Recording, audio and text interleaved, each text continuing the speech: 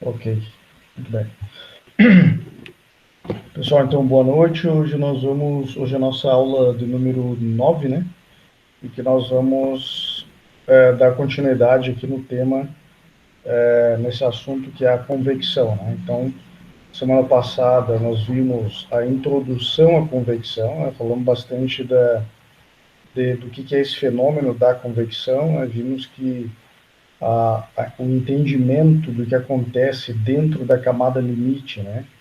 Ele é muito importante, né, para que a gente tenha um conhecimento da física do fenômeno, né? E esse conhecimento ele vai ser importante para a gente seguir entendendo aqui o modelamento, tá? Então, basicamente, a gente, né, como eu falei, vimos uma visão geral da convecção. E daqui em diante nós vamos ver, então, alguns temas específicos da convecção, né? Primeiramente, convecção externa, né? Convecção sobre corpos submersos. Depois, a convecção interna, né? Que é a convecção que ocorre no interior de dutos. Depois, a convecção natural, né? E, e por fim, nós vamos ver a questão da mudança de fase, né? Como é que se dá a convecção nos processos de mudança de fase, que são a ebulição e a condensação, ok? E depois, né, fora já do tema convecção, nós ainda vamos ver a questão da radiação, né, transmissão de calor por radiação. Vamos ter noções, né, vamos ver bem brevemente, é um tema bastante extenso, né, o tema da radiação. E vamos ver também sobre trocadores de calor, né? Então, trocador de calor seria uma, uma aplicação, né? Uma das aplicações mais importantes da indústria, talvez, a aplicação de todo esse conhecimento de transferência de calor, né? Ok? Muito bem, então vamos ver aqui a convecção externa. Então, eu compartilhei com vocês já esse material aqui. Então, a gente viu ali, né, no final da aula passada, que nós vimos alguns números, alguns parâmetros adimensionais, né? Então, o número de Reynolds, que nós já conhecíamos lá de mecânica dos fluidos, daí vimos agora o número de Prandtl, né, que é um parâmetro adimensional que só depende das propriedades físicas da substância, né? Então, o próprio número de Prandtl, né, ele é uma propriedade, né, podemos dizer assim. E aí, então, temos o número de Nusselt, né, que a gente viu também ali na aula passada. O número de Nusselt, ele representa como se fosse uma derivada, né, da temperatura junto à parede, né, um dT dy, né, na interface, né, da parede fluido, né. Então, quanto maior essa derivada, né, quanto maior essa derivada, maior tende a ser o número de Nusselt, né. E sempre, né, fisicamente, vamos entender essa derivada dT/dt, né, como gradiente, né, certo? Então, um gradiente muito intenso, né, quer dizer, o que é um gradiente muito intenso de temperatura? Quer dizer que a variação da temperatura num pequeno espaço, né, dimensional, essa variação é muito grande de temperatura, né? Então, uma alta derivada significa um gradiente intenso, e isso significa que está ocorrendo uma troca de calor por convecção intensa, né? Então, o número de Nusselt, ele representa isso, né? O gradiente de temperatura próximo à parede, certo? E, e ali, como está aqui colocado aqui nessa segunda equação, né? O número de Nusselt, então, por definição, é o H, né? O coeficiente de transferência de calor, vezes o parâmetro característico, dividido pela condutividade térmica do fluido, né? Então, veja que o H aqui, ó, que é o que nos interessa, no final das contas, né? Lembra lá que em todas as nossas análises de troca de calor, de balanço de energia, a gente estava interessado no valor do H. Veja que o H ele é diretamente proporcional ao número de Nusselt. Então, se o Nusselt for alto, quer dizer que nós vamos ter um H alto também, né? Certo? Uma tendência, né? A ter o H alto. Depende também dos valores do parâmetro característico e da condutividade do fluido. Esse parâmetro característico aqui, ó, no caso que está L, né? Que em geral se refere a uma placa plana, né?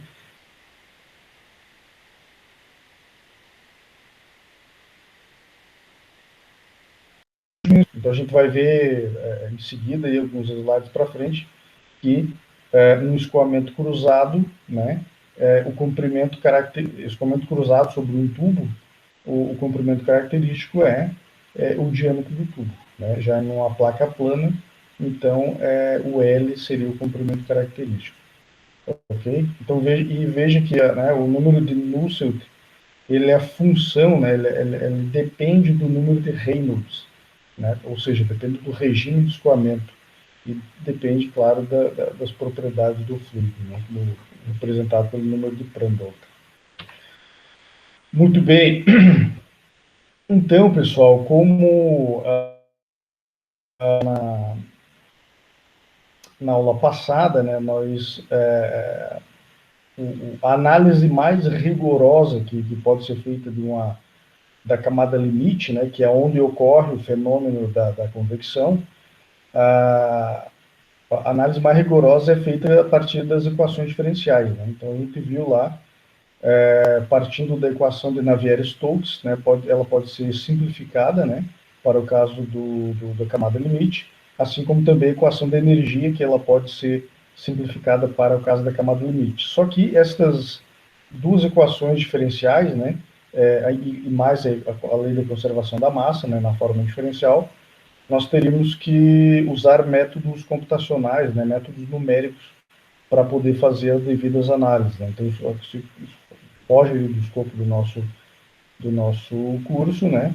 Mas, antes de de ter surgido os métodos computacionais, se aplicava esse aqui, o método empírico, né? O computador só começou a ser usado aí na década de 50, né? 50, começou a se desenvolver os métodos numéricos.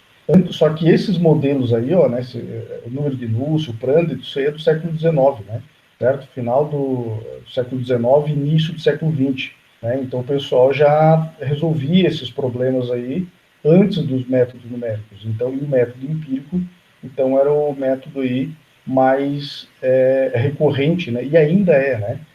Apesar de termos hoje em dia, né, muito desenvolvida a questão computacional, mas ainda não deixou-se, né, de usar o método empírico, né? Então, assim, ó, mas o que é o método empírico, né? Que é o que a gente vai mais ver aqui, tá? No nosso curso, basicamente, o nosso cálculo do H, do coeficiente de transferência de calor, vão estar baseados no modelo empírico, né? Que são o uso deles é relativamente simples, né? Agora, o desenvolvimento desses modelos é que não é muito simples, né? E não é simples por causa do aparato experimental que é necessário, né? Ok? Então, assim, e por isso esses métodos empíricos, eles são desenvolvidos, né, a partir de experimentos de laboratório, muito bem controlados e com uma boa, né, uma baixa incerteza de medição dos parâmetros, né? E aí, mas então vamos lá, vamos ao modelo, né? Vamos falar primeiro desse modelinho genérico aqui, ó. Então, aqui ó, nesse slide anterior, isso aqui é uma função genérica, né?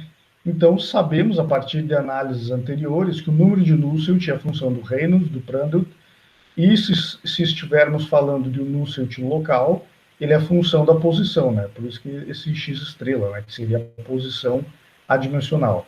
Mas falando aí, então, do Nusselt médio, né? Em cima de uma placa, por exemplo, ele passa a ser função do Reynolds e do Prandtl, né? Só que veja que CF aqui é uma função genérica, né? É só uma abstração matemática aí, né? Para dizer que ele é a função desses dois parâmetros. Mas na prática, o matemático que é usado para definir essa função. Então, o pessoal, desde muito tempo, aí, tem usado esse modelinho aí, né? Esse modelo de correlação aí, né? Dizendo aí que o Nusselt, então, ele é diretamente proporcional, né? A, ao Reynolds e ao Prandtl, mas ele, né, esse produto é multiplicado por uma constante C, um coeficiente, né, de ajuste C, né, e esses parâmetros Reynolds e Prandtl, eles estão elevados a uma determinada potência, né, o Reynolds elevado à potência M e o Prandtl elevado à potência N, né. Veja, isso aqui é um modelo genérico, né, porque num primeiro momento não se sabe o quanto que o Reynolds influencia o Nusselt, né? E a intensidade dessa influência do Reynolds sobre o Nusselt, ela é dimensionada, né? Ela é avaliada a partir dessa potência M. Mesma coisa o Prandtl, né? Nas diversas situações do fenômeno que ocorrem, não se sabe a intensidade da influência do Prandtl sobre o número de Nusselt. Então, foi colocada essa potência N, né, para que experimentalmente se descubra qual é o tamanho dessa influência. Né? E, então, e aí, depois da multiplicação, elevar a essas potências, esses parâmetros, tem esse coeficiente C, né, para fazer um ajuste mais simples, né, um ajuste de menor, né, vamos ver assim. Ok? Então, esse é o modelo, né, bastante genérico que é usado, e a gente vai ver que, basicamente, quase que todas as situações, né, da convecção, o número de Nusselt ele vai ser modelado a partir deste modelo aí, tá? E aí, pessoal, lá, não sei se vocês devem ter visto isso lá na disciplina de estatística, né? Os métodos de regressão, né? De regressão linear, né? Regressão quadrática, né? Para o ajuste de curvas, né? Então veja que aqui do lado esquerdo, né? Do lado esquerdo tem um esqueminha, né? Do aparato experimental, né? Usado para a determinação desses coeficientes do C, do M e do N, certo? Então veja que nesse caso aqui estamos tratando de uma placa plana, né? Certo? E está vindo aqui um escoamento paralelo, né, com velocidade infinito e temperatura de infinito, que são conhecidas, né, essa velocidade, essa temperatura do fluido infinito. E aí, dentro dessa placa aqui, a conhecida dimensão da placa também, que é comprimento L, e dentro da placa tem um resistor elétrico, né, certo? Então, uma vez que é conhecida a corrente que passa, né, nesse resistor elétrico, é possível determinar o valor do calor, né? Veja que ele tem esse pontilhadinho em volta aqui, quer dizer que essa placa está isolada termicamente, né? Isso, claro, a gente sabe que não existe isolamento perfeito, mas podemos ter uma boa estimativa de que a maior parte isso dá de fazer uma continha de correção disso também, né? Para a gente estimar esse erro. A gente pode definir com uma boa precisão qual é a taxa efetiva de transferência de calor, né, que está saindo dessa placa e entrando aqui no fluido, né? Então, nesse experimento aqui, o Q, né, o fluxo de calor, ele seria conhecido já, certo? Então, nós conheceríamos, né, a temperatura T infinito, a temperatura da placa também, ela pode ser instrumentada, né, pode ser colocado termopares sobre a placa e medido a sua.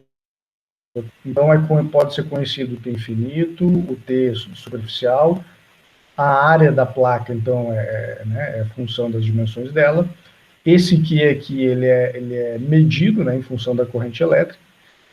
Então, veja que a partir dessa equação da lei de resfriamento de Newton aqui, né, o H, ele pode ser obtido, né, ele pode ser calculado, certo? E com esse H aqui, então, é possível aqui também calcular o número de Reynolds.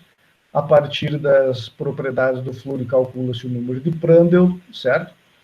Então, veja que nós temos aqui todos os parâmetros dessa correlação, né? É possível aqui, ó, calcular o Nusselt a partir dos dados experimentais.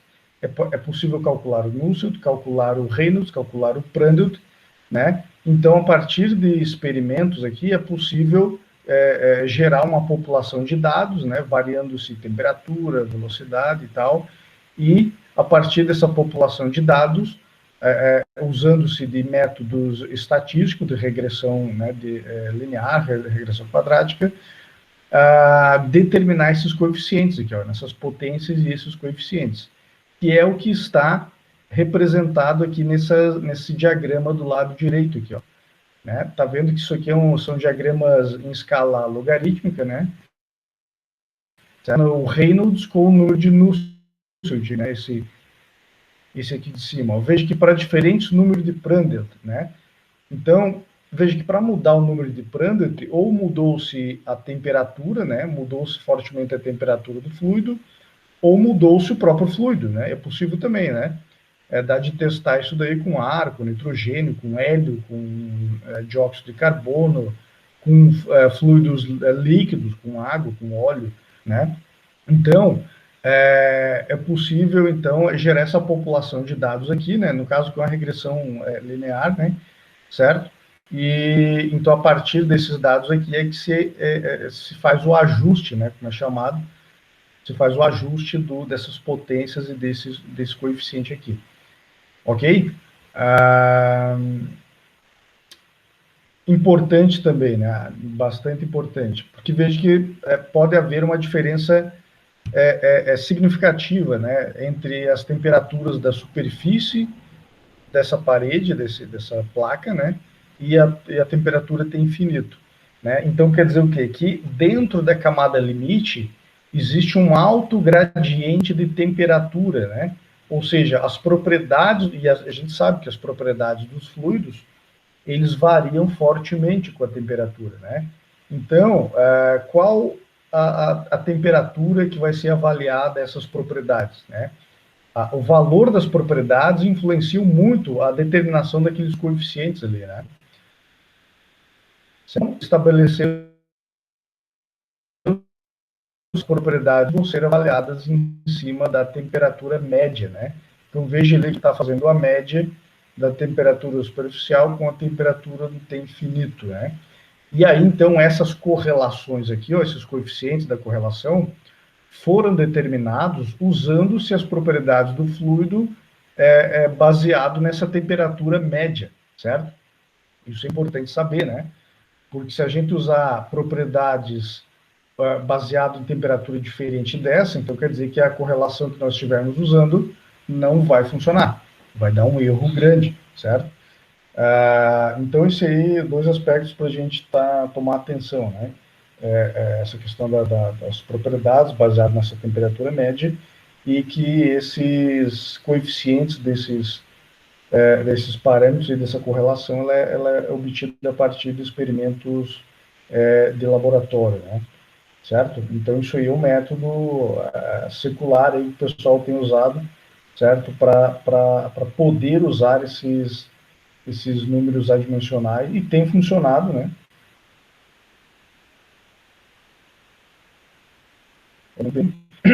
E, como eu falei, hoje isso ainda é usado, esse método empírico, né?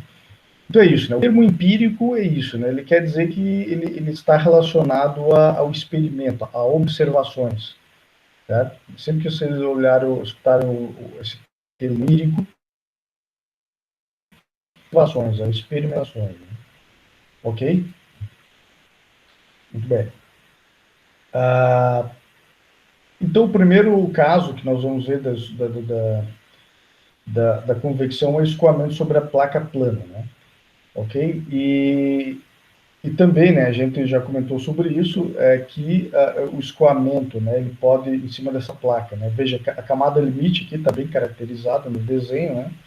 Então, ela vai ter uma região de escoamento laminar e depois outra região com escoamento no regime turbulento, né? E aí, é importante saber disso porque, como a gente já comentou na aula passada, né? O comportamento, né, o H de convecção, ele vai variar muito conforme for o regime da camada limite de escoamento, certo? Então veja que aqui tem esse delta, né, que é a espessura da camada limite, que é a função do x. Em geral, é sempre isso que acontece. À medida que a gente avança no sentido do eixo x, a espessura da camada limite ela aumenta, né? E aí, inclusive, essa própria delta aqui, existe uma correlação. Deixa eu ver que está aqui para frente. Não está aqui, né? Mas está mais aqui, ó. Por exemplo, você tem uma correlação, né? Que ela correlaciona a espessura da camada limite com o número de Reynolds, certo? Com o número de Reynolds. À medida que o Reynolds aumenta, deve ver aqui, né? Aumenta a espessura da camada limite, mas aumenta né, ele está vinculado a uma determinada potência aqui, né? Menos um quinto, certo? Então isso aqui vale para qualquer fluido de qualquer dimensão, placa de qualquer dimensão, contanto que seja uma placa plana isotérmica. Ok? Muito do Lilo aqui, né? Esse primeiro caso que nós vamos ver, ó, o escoamento sobre placa plana isotérmica, né? Quer dizer que isotérmica quer dizer que toda a placa está na mesma temperatura, né? A partir do método da similaridade, é possível obter as seguintes coeficientes para o modelo que calcula o número de Nusselt. Pessoal, o escoamento da camada limite em regime laminar, lembra lá de mecânica dos fluidos, né? Que no regime laminar é um escoamento comportado, né? Ele é previsível. Portanto, é possível partir das equações diferenciais, né, de Navier-Stokes, equação de energia, e deduzir, né, no caso aqui, lá no livro tem todo o desenvolvimento, né, desse método da similaridade, né, que também é um método que foi desenvolvido aí no século XIX, né, quando não tinha computador. Então, os físicos, os engenheiros, eles, né, usaram toda a sua criatividade e criaram diferentes métodos, né, matemáticos para poder usar aquelas equações diferentes, como a gente comentou também, mecânica dos fluidos, né? São muito poucos os casos físicos onde as equações diferenciais têm solução analítica, né? A maioria dos problemas físicos, as equações diferenciais que modelam esses problemas não têm solução analítica, né? E quando não existia ainda os computadores, o pessoal desenvolvia métodos matemáticos alternativos para tentar ter algum tipo de solução, né? Então, o método da similaridade foi um desses métodos aí, foi desenvolvido, né, que então, para o escoamento na camada limite, foi possível, depois vocês dão uma olhada lá no livro, né, ele usa um sistema de substituição de variáveis, né, para simplificar determinadas derivadas lá, e aí, a partir desse método, é possível ir desenvolvendo, né, e resolvendo essa equação diferencial e chegar, né, e considerando condições de contorno e tal, e então é possível desenvolver essas equações e chegar nesses coeficientes aqui, ó. Então, esses coeficientes aqui, para o caso da camada limite laminar, né, esses coeficientes foram determinados de forma teórica, a partir do método da similaridade, ok?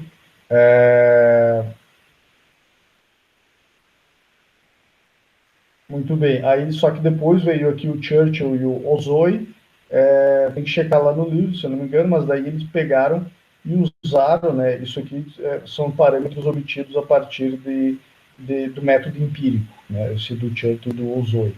Mas tem lá o método de similaridade que também que proporcionou esse modelo aqui de cima, né. Veja que o modelo aqui de baixo é um pouquinho diferente, né. Além do C, do M e do N, tem aqui o denominador dessa fração, né, que tem ali um termo que leva o número de Prandtl lá dentro, né, certo? Outro aspecto importante, pessoal, é que esse método empírico, né, ele depende dos experimentos do laboratório. Esses experimentos eles são limitados, né? Tem limitações de temperatura e propriedade dos fluidos, limitação de velocidades, né? Então, ocorre que nós sempre vamos ver algumas limitações dos parâmetros para que sejam válidos aqueles modelos ali, né? Então, aí, nesse método da similaridade, está dizendo ali, ó, que esse modelo só vale para número de parâmetro maior ou igual a 0,6, maior ou aproximadamente 0,6. Já esse método ali de baixo, né, o modelo de baixo, ele é válido para número de Peclet maior que 100. Acho que está lá no livro também, lembra que tem uma tabela lá, né, no capítulo 6, uma tabela com vários parâmetros adimensionais, né, tem um monte de parâmetros adimensional, e um deles é o número de Peclet, que na verdade o número de Peclet é o produto do Reynolds vezes o Prandtl, certo? Então o Peclet não é nenhuma novidade, é o Reynolds vezes multiplicado pelo Prandtl, ok? Muito bem. Então, tudo isso aí, só que isso é escoamento laminar, que é só no trecho inicial da placa, né? Veja, essa questão, só vamos voltar a comentar sobre isso, né?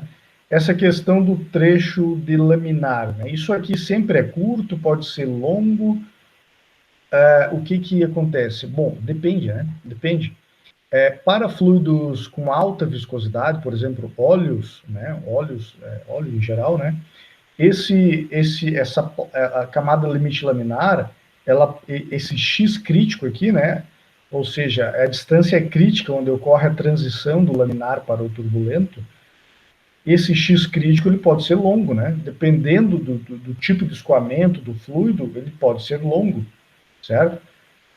Para outro tipo de fluido, por exemplo, o ar, é muito provável que esse comprimento aqui dessa camada limite laminar é muito curto, estreito, né? Certo? Porque como a viscosidade é muito baixa, né, do ar, ele rapidamente ele desenvolve para escoamento turbulento, né? Certo? Então, depende, né? Tem que ser bem avaliado aí se esse trecho laminar ele vai ser muito significativo, né, para o cálculo do H médio, ou vai ser pouco significativo. O que interessa aqui para gente é isso, né? É o cálculo do H médio, né?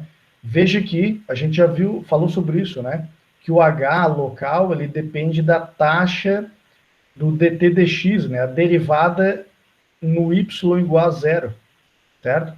E veja que para a camada limite, né, ao longo que, como a espessura dela aumenta ao longo de x, a derivada dt dy ela vai mudando ao longo do x, ao longo do x. Portanto, o H muda ponto a ponto. Só que na prática, o que nós estamos interessados é no H médio. Só que daí a gente tem que fazer aquela integral, né? Lembra? Integral para calcular a média, o H médio, certo? Só que os modelos que prevê o H para o regime laminar são bem diferentes do modelo que prevê o H para o regime turbulento. Então, o H na região laminar, ele é bem diferente do H na região do turbulento, certo? E o H médio leva em consideração os dois trechos, né, laminar e turbulento. Então, a distância, né, que se desenvolve, né, o comprimento que se desenvolve esse escoamento laminar, ele vai influenciar significativamente o valor do H médio, certo? O valor do H médio. Então, é por isso que é importante ter uma noção de se ele desenvolve esse escoamento laminar sobre essa placa. Né? Ok? Muito bem. Aqui, então, chegamos no escoamento turbulento, certo? No escoamento turbulento, né, então, aqui no a princípio, dependemos do método empírico. Dependemos puramente do método empírico, né? Certo? Então, como eu falei, né, é possível calcular aqui a espessura da camada limite, né, no trecho turbulento, certo? Então é usado esse modelo aqui, né? Também isso que esses coeficientes foram determinados pelo método empírico. E o número de Nusselt, então ele fica, veja que foi determinado que o coeficiente C, M e N, né, a partir do método empírico, resultou nesses valores aqui. E veja só, esse modelo aqui, ele só é válido, só pode ser usado. Deixa eu ver quem chegou lá. Esse modelo só pode ser usado para fluidos cujo número de Prandtl está entre 0,6 e 60, certo?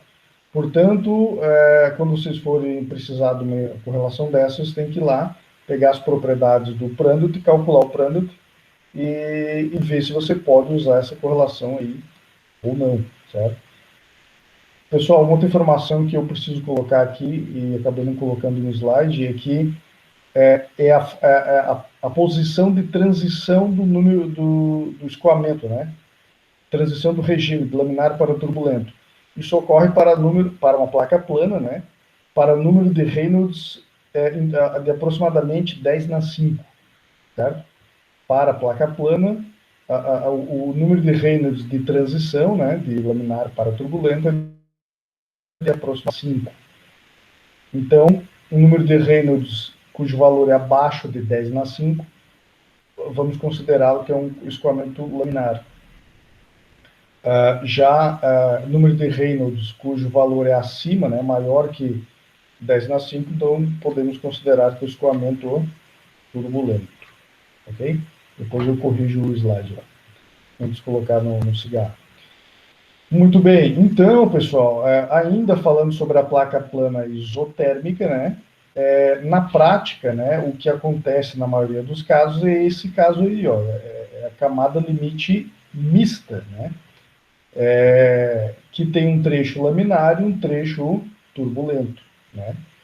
Então, a gente viu lá na aula passada que a definição do H médio, né? Que então o H médio é igual a 1 sobre L, né? O comprimento da placa, vezes a integral do H dx, né?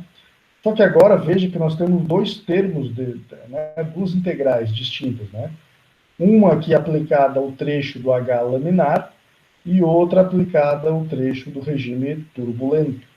Então, nós precisamos do modelo do H na fase laminar e o modelo do H local para o regime turbulento, certo? E esses dois modelos é que a gente viu aqui anteriormente, ó. Então, esse aqui é o modelo do H local, certo? Aqui está Nusselt, na verdade, vai ter que... lembre que o Nusselt é igual a H vezes L dividido pelo K, né? Então, mas usa essa correlação aqui para o H local, né? E essa correlação aqui, aqui eu já peguei lá do método da similaridade o H médio, né? Mas lá no livro dá de ver o H local, né? E, na verdade, esse coeficiente aqui é a metade desse valor, né? 0,332, que é o que está aqui, ó, né? Certo? Então, esse aqui é o modelo, né, que foi usado lá para o H local no regime laminar e o modelo do H local para o regime turbulento. Ok? Então, agora fazendo, por que aparece aqui, né? Esse aqui é o Reynolds, né? E depois está, acho que o Prandtl lá dentro também. Muito bem. Então, manipulando aqui as integrais, né? E resolvendo a integral, né? Vai resultar, resolvendo a integral, né? Vamos obter o H médio. E aí, com o H médio, é possível aqui determinar o Nusselt, né? O número de Nusselt para a placa plana mista, certo? Para a placa plana mista. E esse aqui é o resultado, certo? Então, o resultado deu esse modelo aqui, né? Ok? Que, veja, ele é válido para o número de Prandtl de 0,6 a 60, né? E para número de Reynolds menor que 10/8. Certo? Veja que ele é para o trecho turbulento, né? Então, o Reynolds tem que ser acima do C crítico e abaixo de 10/8. Ok? E aquele coeficiente A, então ele depende aqui, né? Ele é função do número de Reynolds. Ok? Então é isso, pessoal. A gente vai ver assim, ó, esses modelos de convecção, eles é muita correlação empírica, né? Basicamente, o que está no livro ali, né? Ou seja, né, que a gente não tem condição nesse momento de usar métodos numéricos. O que nós temos de ferramentas aí para poder calcular o H de convecção são correlações empíricas, né? Então nós vamos ver muitas correlações empíricas. Muito bem, então tudo isso daqui era para a placa plana isotérmica, né, cuja temperatura é constante. Mas tem também o caso da placa plana com constante, né, fluxo. Se o fluxo de calor é constante, quer dizer que a temperatura não é constante, a temperatura muda a cada posição do X da placa, ok? Então também, né, foi determinado experimentalmente, né, certo? Então veja, só voltando lá naquele modelo inicial.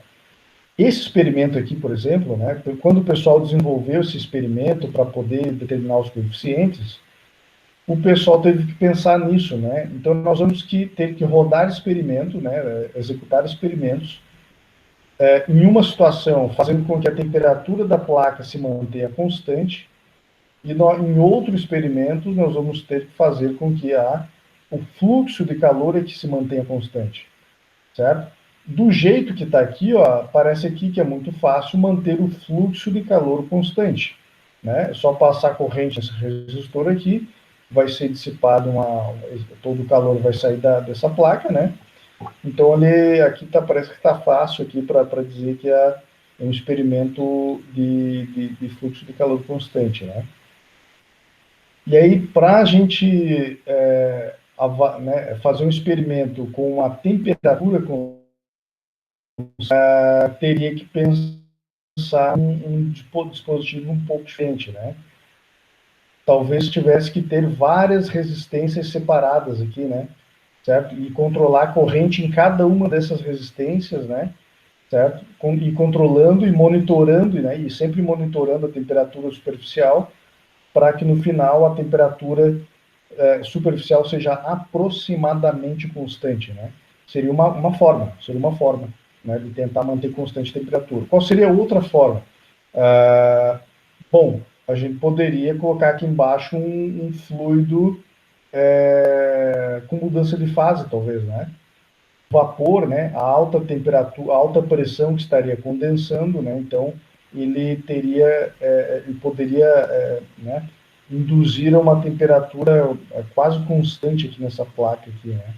Então, assim, teria diferentes formas, teria que se pensar, né, de como fazer esse experimento para que a temperatura fosse constante.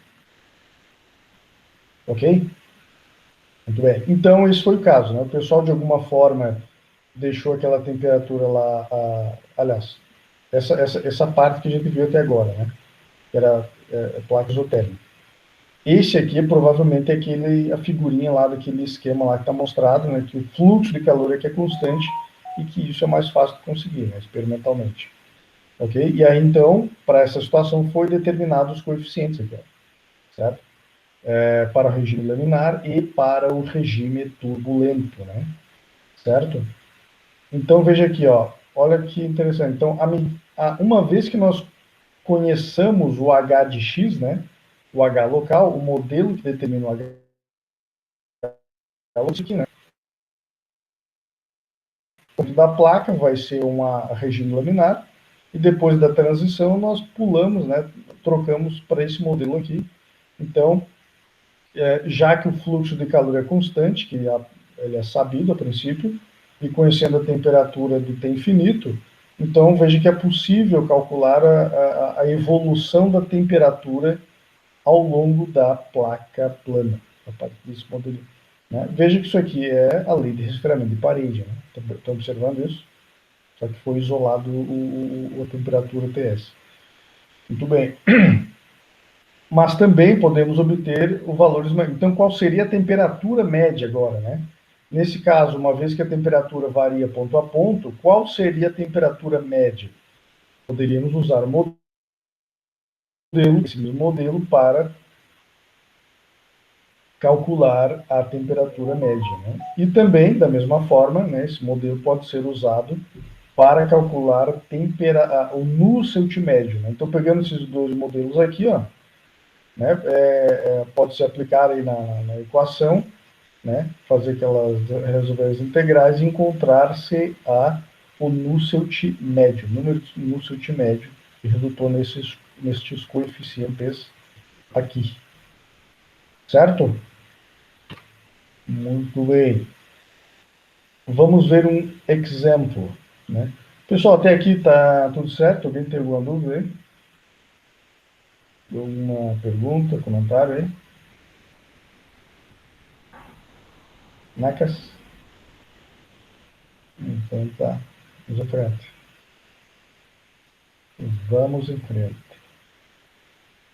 Então, lá no livro, né, tem um exemplo lá.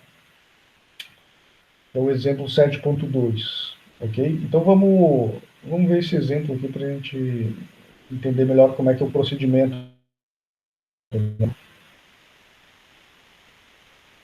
W igual a 1 metro é mantida a uma temperatura superficial uniforme de 230 graus Celsius, pelo uso de fitas aquecedoras controladas. É aquilo que eu falei, né? Então, no caso, fitas aquecedoras, né? Resistências térmicas, resistências elétricas ali, independentes, né? Que são controladas para tentar se manter a temperatura uniforme da chapa. Pelo uso de fitas aquecedoras controladas independentemente, cada uma com 50 milímetros de comprimento. Se a ar atmosférica a 25 graus Celsius escoa sobre a placa a uma velocidade de 60 metros por segundo, em qual aquecedor o fornecimento dele é máximo? Qual o valor desse fornecimento? Vamos... Porque eu não coloquei tudo aqui. Vamos lá no livro. Cadê o livro? Opa. O livro está aqui.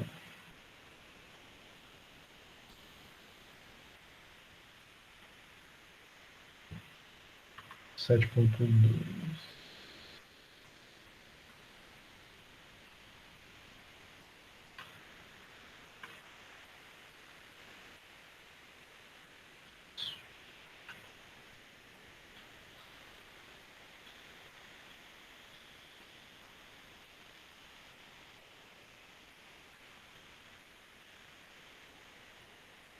Tá, então aqui está o esqueminha dele aqui, ó.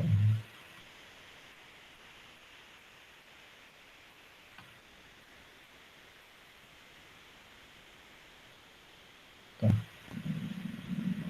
Na verdade, eu queria colocar o 7.1. Esse aqui tem que ser depois, senão vocês vão pode se confundir tudo ali, que também que tem várias etapas dele. Vamos no 7.1, que ele é mais simples. Depois eu corrijo o slide lá também, tá? Então, olha só. Ar a uma pressão de 6 kN por metro quadrado, né? Ou seja, 6 kPa, né? 6 kPa, e a uma temperatura de 300 graus Celsius, escoa com uma velocidade de 10 metros por segundo sobre uma placa por 5 metros de comprimento. Determine a taxa de resfriamento por unidade de largura da placa necessária para mantê-la com a temperatura superficial de 27 graus Celsius. Muito bem. Deixa eu ampliar um pouquinho aqui. Então, essa é a situação. Né? Temos aí um trecho de placa de 0,5 metros. A temperatura dela deve ser mantida a 27 graus Celsius.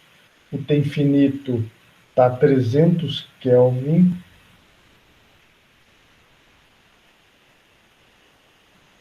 Ok. 300 graus Celsius, né? E 10 metros por segundo, na pressão de 6 kPa.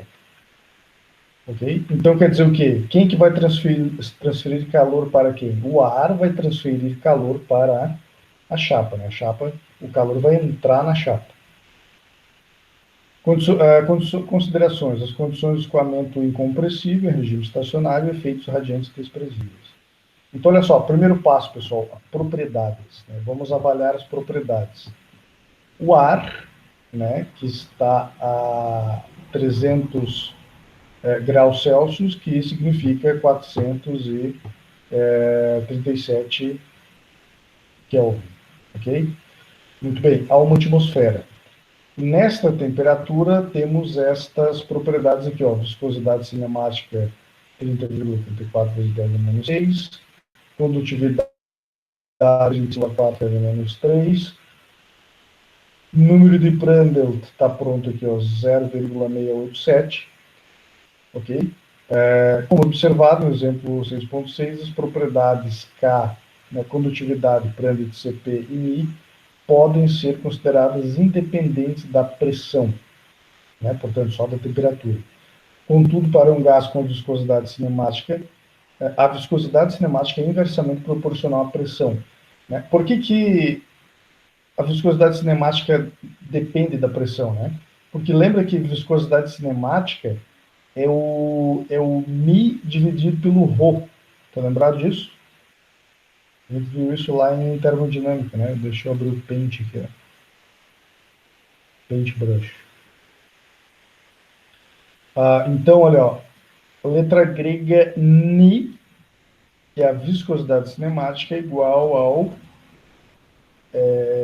Mi, que é a viscosidade dinâmica, dividido pelo Rho, que é a massa específica, certo? A viscosidade dinâmica não é função da pressão, ela pode ser considerada função só da temperatura, mas o Rho, ele é a função da pressão. Por quê? Agora, lembra lá de termodinâmica? Lei dos gases ideais, PV, M, R, T. Né? Se a gente passar o volume para baixo da massa, o que nós vamos ter?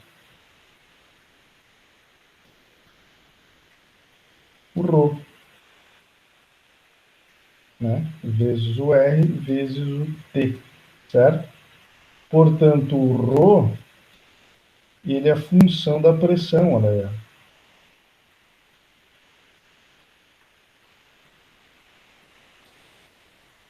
Certo?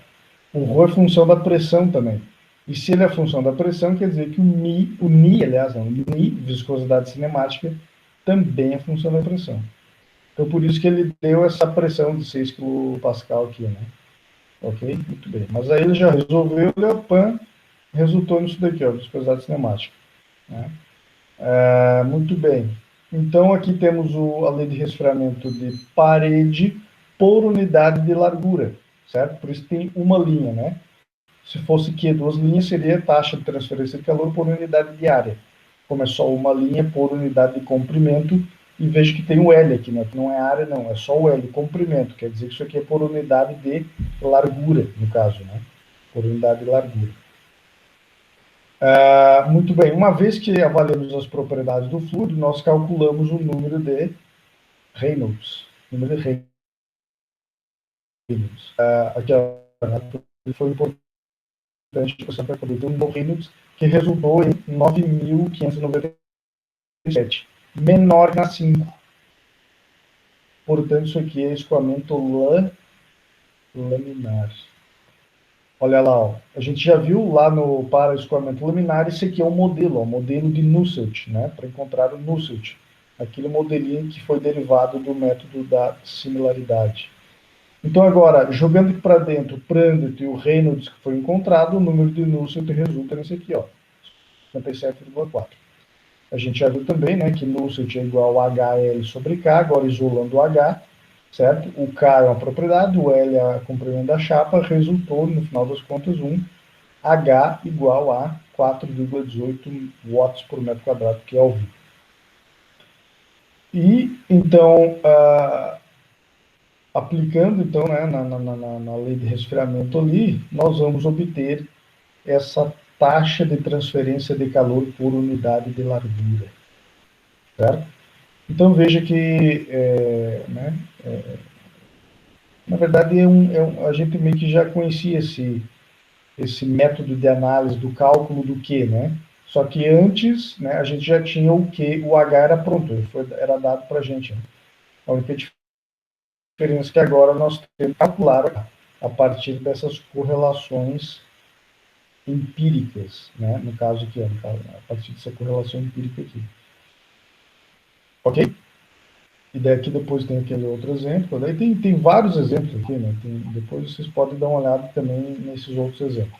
Ok? Pessoal, tem dúvida aí?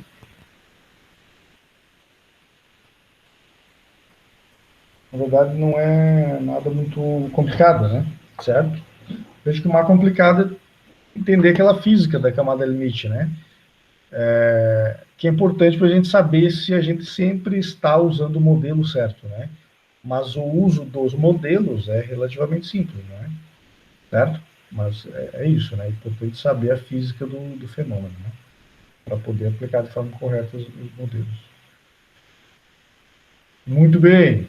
Vamos em frente. Então, agora vamos ver um outro caso, né? Então, a placa plana é um caso muito comum, né? Muitos tipos de problemas se enquadram nesse problema da placa plana, né? De temperatura constante ou fluxo de calor constante. Mas temos também um caso muito encontrado, né? Talvez os dois casos que mais se encontram por aí é justamente placa plana e escoamento cruzado sobre cilindros, né? Então veja que tem um cilindro, né? Está saindo da tela aí, ok? A gente está olhando a vista lateral desse fenômeno aí, né? Certo? Então veja que está vindo ali um escoamento com velocidade uniforme, né? E de repente ele encontra no meio do caminho esse tubo aí, ó, certo? Então o escoamento ele vai se deformar, né? Ele vai se deformar para poder contornar esse obstáculo, né? E vai embora. Só que veja o que acontece, né? Então, nesse processo da deformação, né, de contornar o obstáculo, próximo à parede do tubo vai ocorrer de novo ali o efeito, né, o fenômeno da camada limite, certo? Veja que na parte frontal tem uma camada limite que ela é relativamente comportada, né? E da parte de trás aqui, ó, tá vendo esses vórtices, né? Essas flechinhas aqui tortas, né, indicam que estão correndo vórtices, né? É um escoamento caótico que ocorre aqui atrás, né? É chamado de esteira, né? Esteira do escoamento, e que dependendo do número de Reynolds, essa esteira ela pode começar a dançar, ela pode começar a dançar de um lado para o outro, certo? Lá em McFlow já comentei para vocês, né? Todo mundo talvez já passou a pé em cima de uma ponte, parou em cima da ponte, olhou lá para baixo, para os pilares da ponte, né? E viu lá o que se forma, o que a água forma atrás dos pilares da ponte, né? Frequentemente a gente vê, né, aqueles vórtices, né? A gente tem aqueles vórtices que ficam dançando do lado para o outro, né? Ou simplesmente fazendo redemoinhos de forma meio quase que uniforme, assim, né? Então isso depende, né? Conforme o número de Reynolds atrás daquela esteira, né? Vai se formando vórtices, né? E pode ter diferentes comportamentos esses vórtices aí, né? Certo? Mas o caso que de novo aí, ó, né? De novo que em torno dessa superfície cilíndrica, essa camada limite ela vai influenciar o H de novo, né, fortemente. E pessoal, tenha em mente isso, certo? Que o H, né? Então, por isso que é importante pensar ali nesses parâmetros adimensionais, porque os parâmetros adimensionais eles representam a física do fenômeno, certo? De modo geral, de modo genérico. Então, se a gente entender a física de modo geral, nós podemos entender o fenômeno em situações específicas, né? E, inclusive tomar algumas decisões. Vamos ver quem chegou aqui.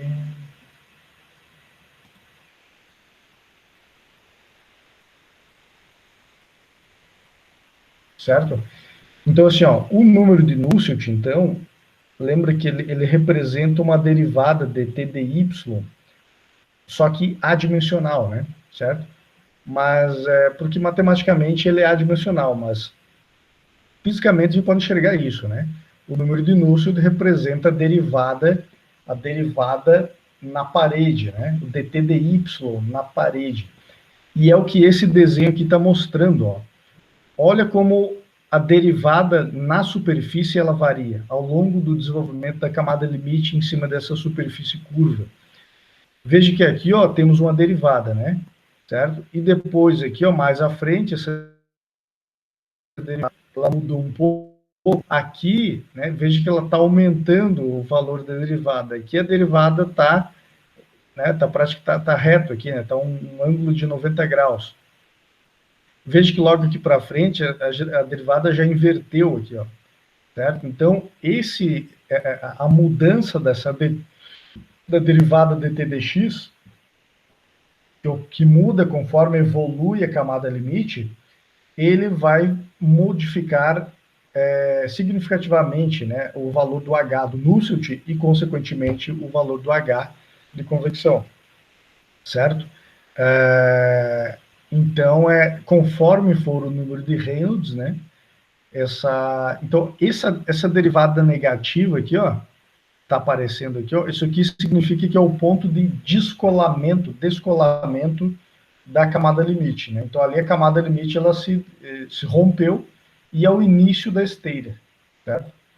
Então, aquela esteira ali, aquele vórtice, né, que forma lá atrás da superfície curva, aquela esteira começa quando a camada limite se descola da superfície, né?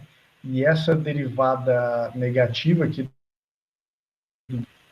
aliás, no caso cidades, mas pode ocorrer também no caso da temperatura, né? Certo? Quando dá esse descolamento, quer dizer que é ali que é o início da esteira, né? E essa esteira influi de forma decisiva no valor do H. Ok? Muito bem. Aqui, ó. Então, analisando um pouco mais duas situações distintas aí, né? Da evolução da camada limite sobre superfícies curvas, sobre o cilindro, né? Então, temos aqui, ó, uma situação do camada limite laminar e depois a camada limite mista, né? Porque nunca vai ter só turbulenta, né? Tudo que é turbulento, em algum momento, antes era camada limite laminar, né? Certo? Por isso que ele fala mista aqui. Muito bem, mas o caso determinado número de Reynolds, veja aqui, ó, para número de Reynolds menor que 2 vezes 10 na quinta. Né? Então, para número de Reynolds menor que 2 vezes 10 na quinta, quer dizer que abaixo disso podemos considerar que o escoamento é turbulento em torno desse cilindro, né? Então, nós vamos ter só camada limite laminar. Só que também vai chegar um momento que ela vai descolar. Né? Então, veja que aqui, ó, esse ângulo, ele chama aqui ângulo de separação, esse θ, né? θ-sep. θ-sep é o ângulo de separação da camada limite, certo? Então, nós temos só camada limite laminar, chega um momento que ela descola, separa, né? E aqui já começa a esteira, esse fenômeno da esteira. Então, o H de convecção aqui é um, né? E aqui atrás é outro, bastante distinto. A gente vai ver em seguida um gráfico que mostra como é que muda o H, o Nusselt, conforme a evolução da camada limite. Nesse outro caso aqui é uma situação onde a camada limite evolui para a região de turbulência, né, de regime turbulento, só que mesmo assim vai ter lá atrás a esteira, né? Veja que na camada limite turbulenta, né, mista ou turbulenta, o ângulo de separação é bem mais lá atrás, ó, estão vendo isso? Então veja que, ó, para número de Reynolds mais na quinta. Então, para escoamento sobre cilindros, cruzados sobre cilindros, podemos considerar que o número de Reynolds de 2 vezes 10 na quinta é o número de Reynolds crítico. Abaixo desse valor, temos regime de escoamento laminar. Acima desse valor, vamos ter camada limite turbulenta sobre essa superfície cilíndrica. Né? Então, veja que ele se desenvolve bem mais na camada limite, né, quando o número de Reynolds está lá na região turbulenta, né, mas de qualquer forma vai ter uma posição onde vai descolar, vai separar a camada limite, né, então veja que a esteira ela é menor.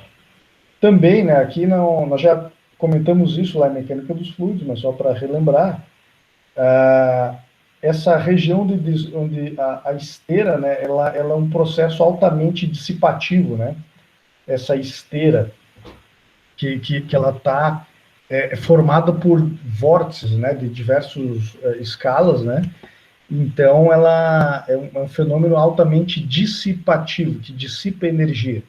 Então quer dizer que, veja ali que no escoamento laminar, a esteira ela é muito mais larga, né, tá entendendo isso? Quer dizer que no escoamento laminar, a dissipação de energia é maior. Já ali no caso onde temos um trecho de camada limite turbulenta, veja que o tamanho, a largura da esteira é bem menor, né? É bem menor. Isso está, portanto, né, o processo de dissipação de energia lá na esteira, ele é menor, né? Então, quando a gente tem alto número de Reynolds, nós temos um arrasto aerodinâmico menor, certo? E também, de novo, né, essas duas situações influenciam fortemente a transferência de calor, né, o H médio. Muito bem, então agora, ou seja, o que está indicando essa funçãozinha aqui, ó, Nusselt, nesse caso aqui, é uma função do θ, né, do θ-CEP, até tem que corrigir também, do θ-CEP. Né? O Nusselt médio depende do ângulo de separação da camada limite. Tá? Ele vai depender fortemente desse ângulo de separação ali da camada limite. Muito bem, então vamos ver aqui, ó, aí, ó, o Nusselt, a evolução do Nusselt com o θ de separação, o ângulo de separação. Olha só, vamos analisar esse diagrama aqui, ó. Nós temos aqui esse diagrama que correlaciona o ângulo de separação, né? Certo? O ângulo sobre a superfície, né? Esse ângulo aqui, ó, né? Vai de 0 até quanto que vai lá? Até 180 graus. E cada curva dessa aqui, ó, é para número de Reynolds diferentes. Veja que aqui embaixo o número de Reynolds de 500. Aqui essa segunda, o número de Reynolds de 10⁴, ou seja, regime laminar. Aqui, ó, 10⁵, 2 vezes 10⁵, está na região de transição, né? Isso aqui é um comportamento do Nusselt na região, né, de transição. E aqui, para o escoamento com o número de Reynolds 2 vezes 10⁶, né? Portanto, ainda 1000 vezes maior. Então, aqui já tem turbulenta, camada limite mista, né? Certo?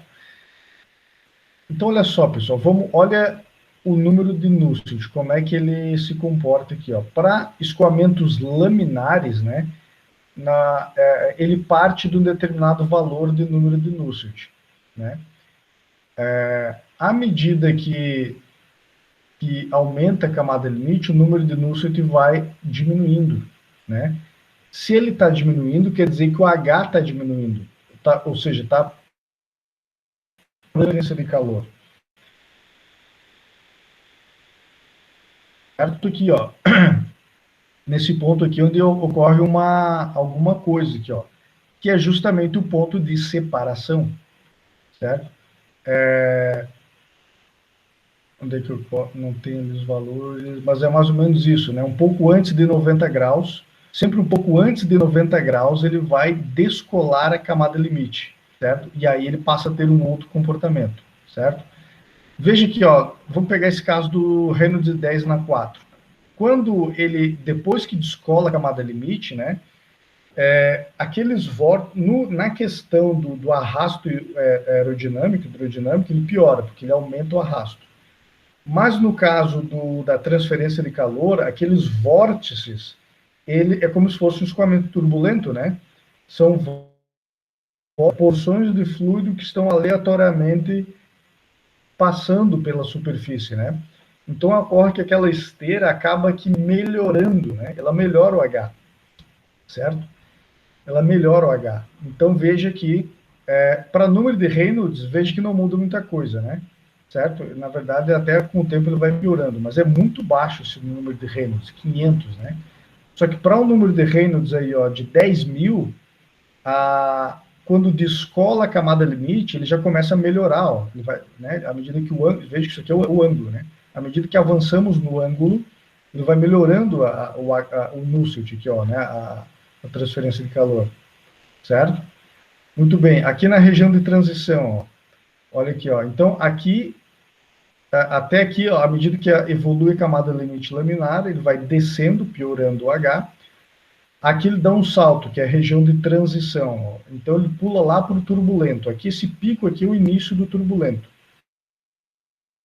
O início do turbulento. À medida que a camada limite turbulenta evolui, ele vai piorando. Né? Lembra aquela questão do cobertor, né, que eu falei para vocês, né? À medida que a espessura da camada limite aumenta, é como se aumentasse uma resistência térmica, né? Entre a temperatura da superfície e o T infinito.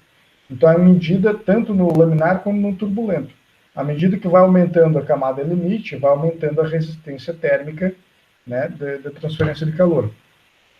Então, aqui na transição, ele dá um salto do regime laminar para o turbulento, à medida que vai evoluindo, aumentando a espessura da camada limite turbulenta, ele vai diminuindo o H de convecção, que vai ficando piorando. Até chegar a esse ponto mínimo aqui, ó, onde ocorre o descolamento da camada limite turbulenta. E aí, aqui para frente começa a esteira, né, de vórtices lá e melhora a transferência de calor, né? Certo? E aqui, para um caso onde é bastante um regime de escoamento, aqui, o trecho de camada laminar é bem mais curto, né? Tá vendo aqui, ó, bem curtinho. Em seguida, ele já, né, aqui, ó, um pouquinho acima de 30 graus do ângulo, ele já evolui, né? Ele pula lá, regime de transição, pula lá para o regime turbulento, ali, ó, o turbulento começa ali mais ou menos a 80 graus, né? E à medida que a camada limite turbulenta cresce, a espessura, vai diminuindo o H de convecção, vai piorando a convecção, até que chega o ângulo de separação lá, em torno de 140 graus. Lá no livro tem todos esses valores, tá? 80 graus, 140 graus. Quando lá chega lá em 140 graus, ele descola a camada limite e começa a esteira, né? Aquela esteira turbulenta de vórtices, e que começa a melhorar de novo o Nusselt, e consequentemente o H de convecção, certo? Agora veja que no final das contas, como a gente sempre fala, o que importa é o Nusselt médio, o H médio, né? Para a gente fazer a continha lá da transferência de calor, o que importa é o H médio, né? Então, basicamente a gente pode ter uma ideia aqui, né? Onde é que vai ser a média, né? O patamar médio aqui, né? Mas veja que, né, com certeza, o Nusselt médio e o H médio vai aumentando de valor à medida que aumenta o número de Reynolds, certo? Isso está bem claro, né? À medida que aumenta o número de Reynolds, né, aumenta o H médio. Né? E veja como o H local varia fortemente. Né? O H local ele é altamente dependente do ângulo, né? Sobre essa superfície cilíndrica. Ok, pessoal? Aqui também um pouco do entendimento da física e do como é que se desenvolve a camada limite, né? E a influência que tem sobre o coeficiente de transferência de calor. Muito bem, só que então, como a gente calcula, né? Então, ali, ó, no final das contas, o que interessa para a gente é o médio, né? O Nusselt médio e o H médio. E, de novo, aqui, ó, temos aquela correlação que nós já conhecemos, né? Aquela correlação modelo empírico, né? Para o caso de... Alô? Alguém vai perguntar alguma coisa aí? Não? Muito bem. Para esse caso aqui da escoamento cruzado sobre cilindros, né, observou-se já que ele pode-se considerar que a potência lá do parâmetro Prandtl é 1/3, ok?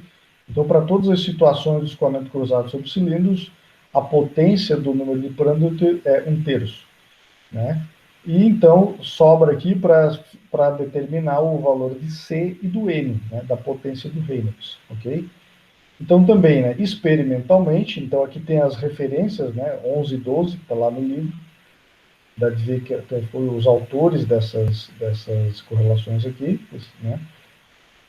Então eles determinaram, e também, né, lá no experimento de laboratório, eles determinaram para diferentes faixas de número de Reynolds, ok?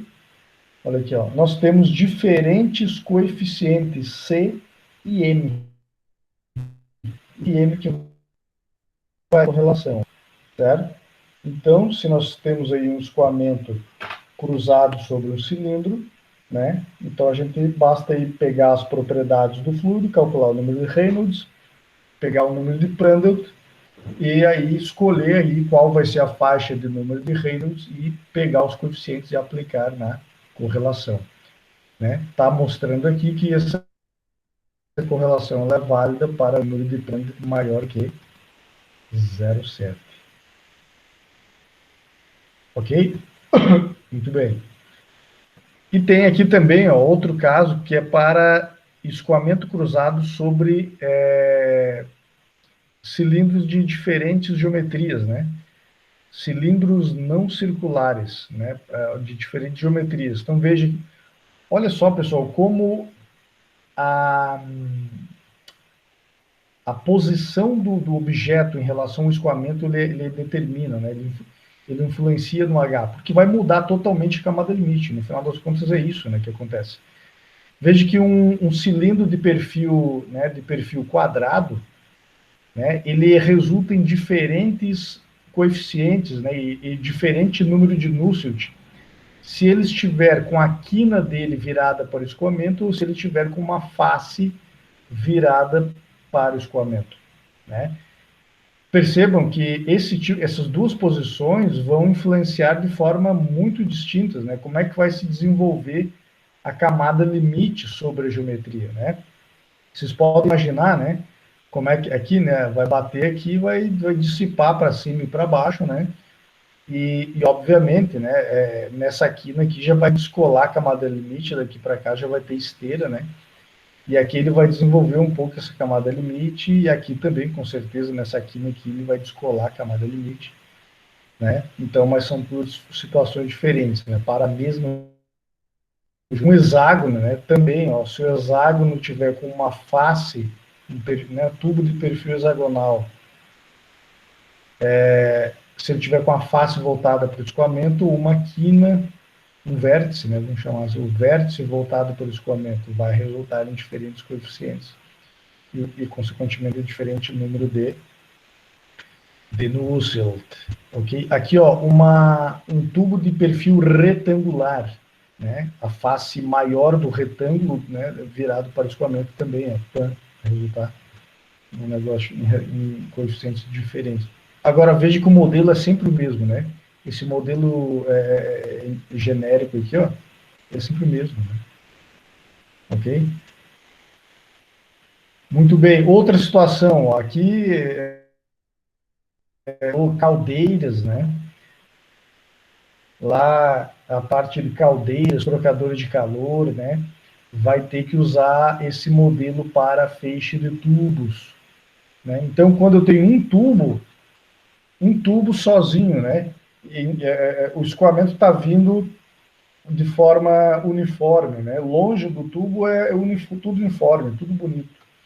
Agora, quando tem um feixe de tubos, né, que próximo a esse tubo já tem outro tubo aqui, então o escoamento é todo bagunçado ali dentro, no meio, né? Então, obviamente, a camada limite, né, esses vórtices, essas esteiras, né, sobre os tubos vai mudar totalmente, né, pela influência da vizinhança ali, né? Então, consequentemente, vai mudar a abordagem do modelo. Importante aqui, pessoal, quando tivermos, né, um feixe de tubo, né, um arranjo alinhado, né, o arranjo do tubo está alinhado com o escoamento, essa situação da letra A. Ou se o arranjo de tubos está alternado, né, ou desalinhado. né, alternado aqui em relação à chegada, à velocidade do escoamento, né? São duas situações bastante distintas, né? Que vai olha aqui, ó, olha o que isso vai resultar, né? No feixe de tubos alinhado, vai ter uma região aqui que vai tender a ter um canal preferencial de escoamento, né?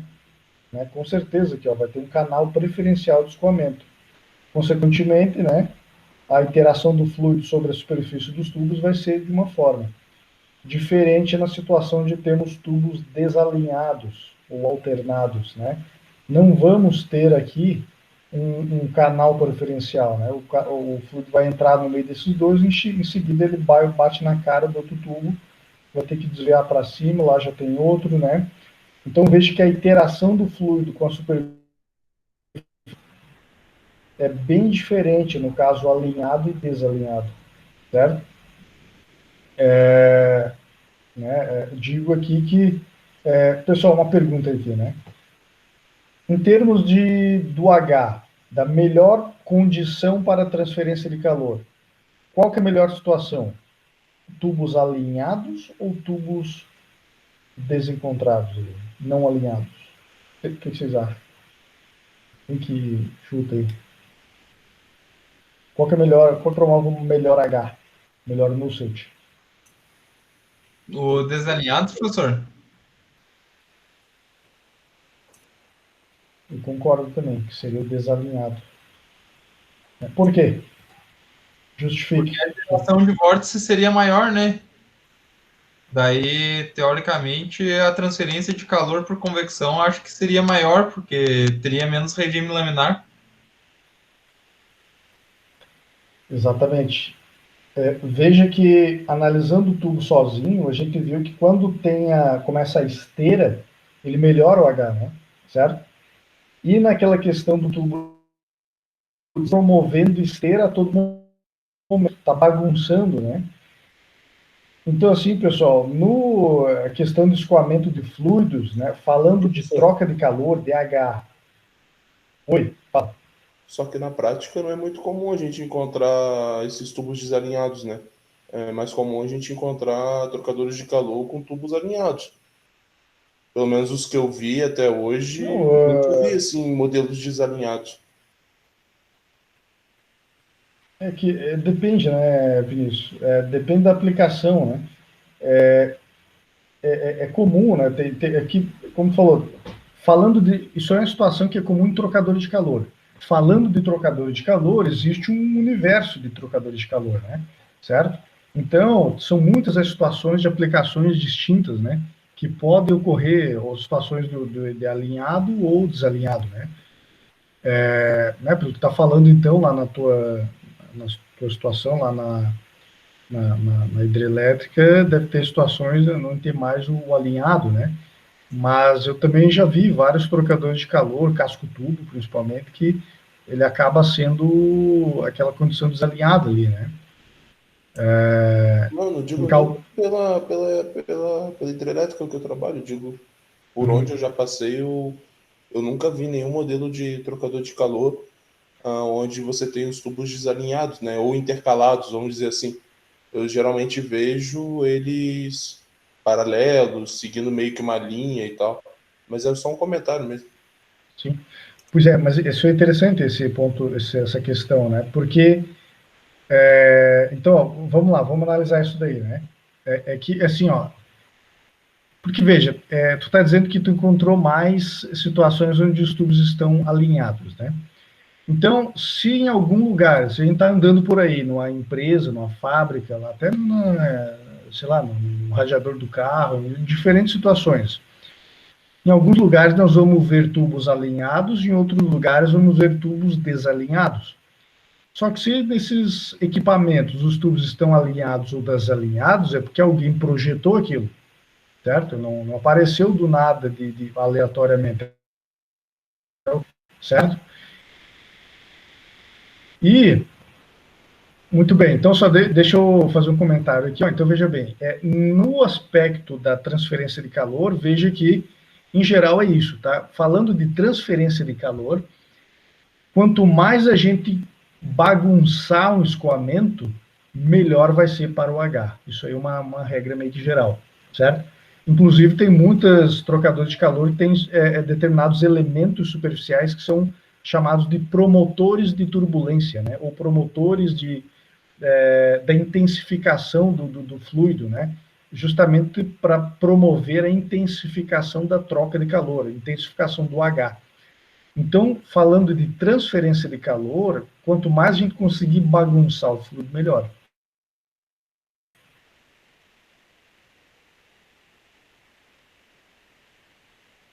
Só que tem uma situação, tubos alinhados é melhor do que dos tubos alternados. Qual é a situação?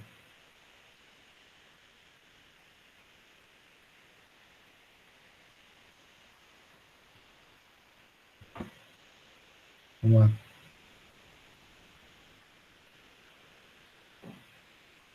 Vinícius, Guilherme, os engenheiros aí de campo aí. Que eu vejo que assim, ó, por exemplo, máquina de papel, a troca de calor é feita com cilindros desalinhados, né? Por exemplo. Porque daí a folha vai passando e pega toda a superfície, né? No caso também. Daí é um elemento sólido também, né? Digamos assim, Sim. não é tão fluido, né? Sim, mas assim, ó, né, veja, em qualquer situação onde vamos ter feixe de tubos com escoamento passando, é porque a intenção ali é trocar calor, beleza? Que é trocar calor com a superfície do tubo com o fluido, beleza? Só que tem um outro lado dessa situação aí, fluido, tubo. Análise que a gente tem que fazer quando está projetando isso, ou analisando esses equipamentos. Um aspecto é a transferência de calor, o outro aspecto é o quê? Você está botando uma restrição ao escoamento do teu fluido, né? Então você acaba tendo que projetar, sei lá, tipo um sistema de bombeamento mais potente para poder vencer essa restrição e tal. Tá, mas quando essa restrição que tu fala, tu tá falando de que especificamente? Não, o escoamento. Perda de carga, né, professor? Isso. Exato, perfeito, é isso aí. Restrição ao escoamento, perda de carga. Né? Exatamente, então é isso. Então, isso que eu falei, né? No enfoque da transferência de calor, quanto mais bagunçar o escoamento, botar obstáculo, é bom, porque ele vai promover a interação do fluido com a superfície, vai aumentar o H, é bom. Só que isso tem um pênalti, tem um revés, tem um ônus, que é o quê? O aumento da perda. À medida que eu promovo a bagunça, obstáculos para misturar o escoamento, eu vou estar colocando obstáculos ao escoamento, né? E colocar obstáculos no escoamento significa aumentar a perda de carga, como disse o Vinícius. Eu vou ter que ter um sistema de bombeamento mais potente para conseguir empurrar aquele fluido ali. Entendeu isso? Então, como eu falei, sim. Outro obstáculo que eu vejo é a otimização de espaço, né, professor? Por exemplo, o desalinhado, na teoria, a otimização de espaço dele é muito melhor do que o alinhado, né? Também, isso, o também, tamanho exatamente. Do equipamento gera redução do tamanho do equipamento, então, dependendo da instalação, do local que você vai instalar, né? Às vezes você tem limitação de espaço, limitação de peso, inclusive, né? Pensando limitação de espaço, isso, exatamente, a aplicação aeronáutica, aeroespacial, né? Tu tem limitação de espaço, então tu quer também compactar tudo, né? Plataformas de petróleo em geral, porque você tem um deck lá e você tem limitação de peso por deck, né? Então você tem tantas toneladas por metro quadrado que você pode colocar, né? Então isso influencia aí no peso do equipamento, né? Você não pode ultrapassar porque senão estruturalmente, né, não é suportado, né?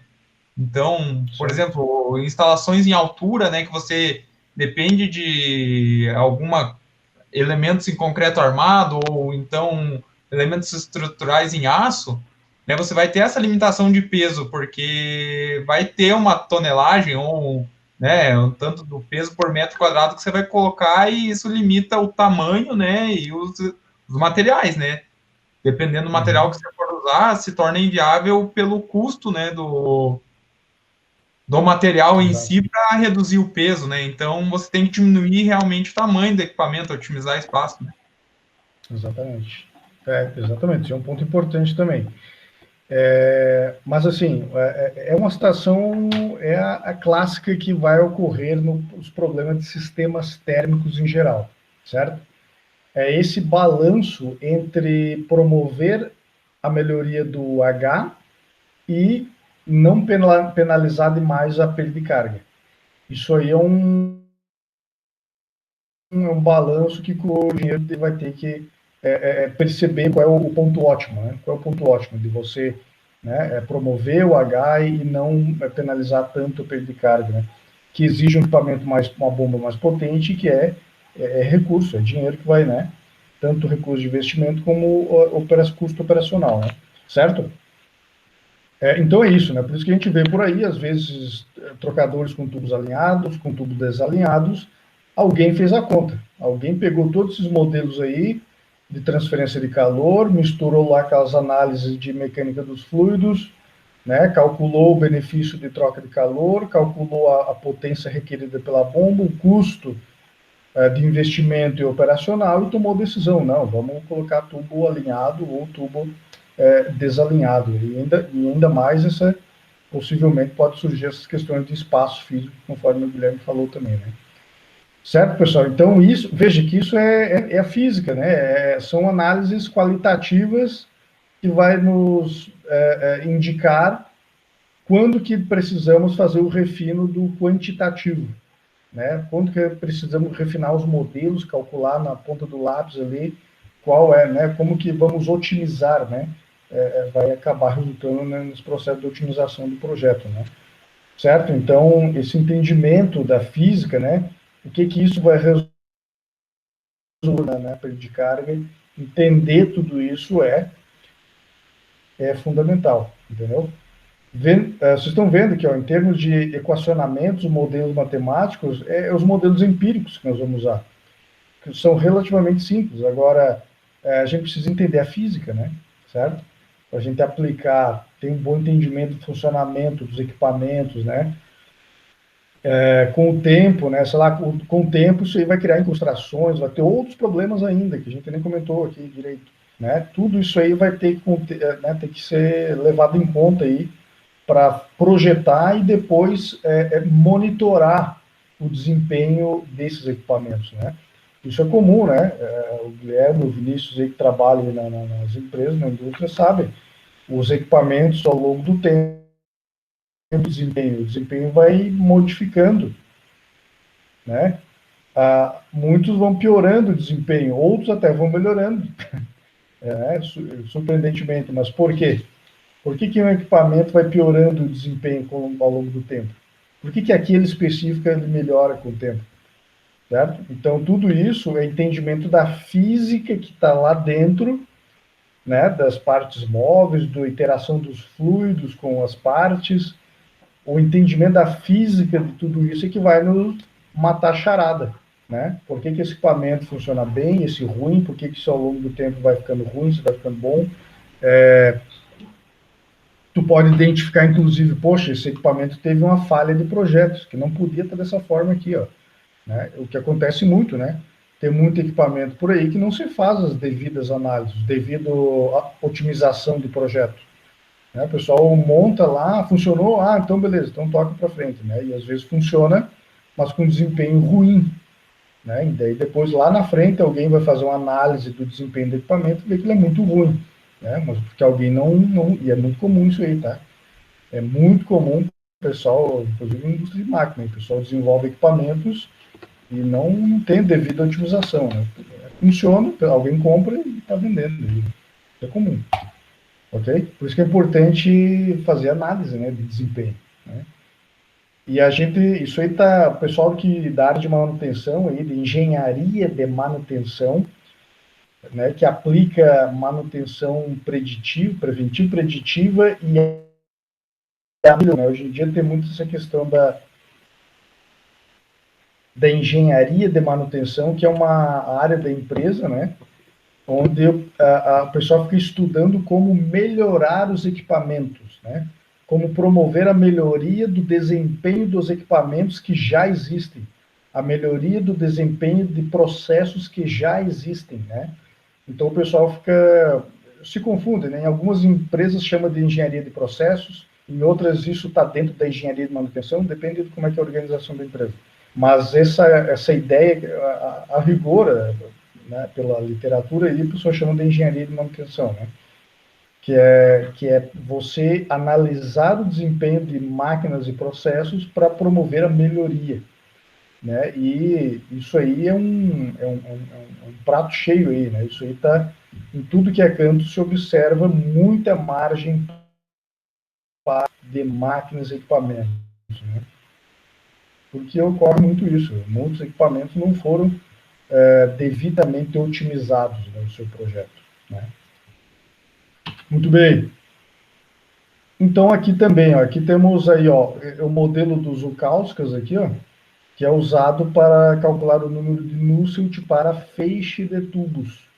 E também, ó, da mesma forma aqui temos para diferentes configurações, alinhado, alternado, número de Reynolds, ó, 10 até 10 na 2 para tubos alinhados, 10 até 10 na 2 para alternados e assim vai, né? Veja que tem situações aqui que é preciso considerar, ó, essas distâncias, distância longitudinal, distância transversal, distância diagonal, aqui, ó, no caso de tubos alternados, né? Aqui, ó, veja que como é que calcula o número de Reynolds aqui, pessoal? Né? Isso é uma coisa importante. O número de Reynolds ele é calculado baseado na velocidade máxima. E a velocidade máxima é a velocidade que passa no meio desses dois tubos aqui, ó, certo? Então, se você tem uma velocidade que está vindo aqui, ó, né, uma velocidade uniforme, que nunca vai ser exatamente uniforme, mas a gente vai ter que dividir, né, essa velocidade na verdade, vai ter que fazer aquela continha da equação da continuidade, lembra? Nós vamos ter essa área frontal inteira e depois calcular a área desses espaços aqui, ó, né? Tem que pegar todos esses espaços intermediários, calcular a área total, né, tirando a área dos tubos, né? E aí vamos calcular, então, usando aquela equaçãozinha da continuidade, calcular a nova velocidade máxima que passa aqui no meio, ó. Então, baseado nessa velocidade que a gente vai calcular o Reynolds, né? Tudo isso está lá no livro, tá? No livro está bem detalhado essas considerações aí, tá? Ok, pessoal? Então é isso, tá? Aqui é para dar uma ideia geral, né?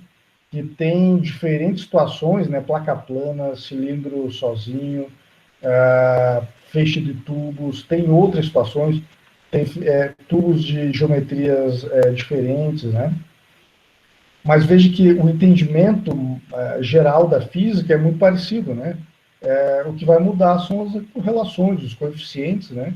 E tomar o devido cuidado, né? De usar os modelos corretos, coeficientes corretos.